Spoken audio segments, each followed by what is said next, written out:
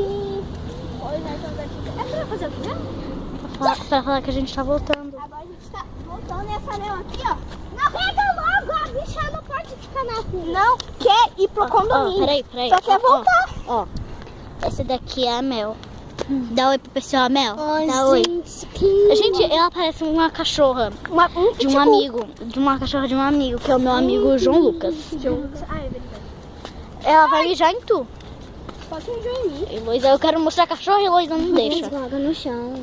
Lô, não pode ficar segurando, né? Bora. Né, Lô? Bora pro chão. Segura ela. Bora pro chão.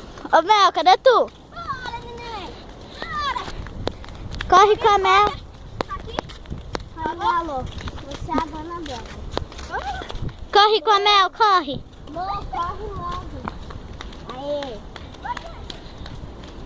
Chama ela. Corre, Mel.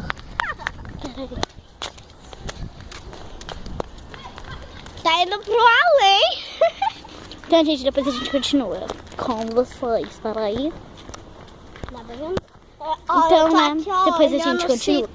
Gente, a gente já está aqui na frente, ó, do condomínio. Condomínio. Gente, é meu. A gente, ela não quer voltar pra casa, né, Laís? A gente vai ficar um pouquinho aqui. Então, quando a gente chegar mais pra lá, a gente mostra pra vocês. Então,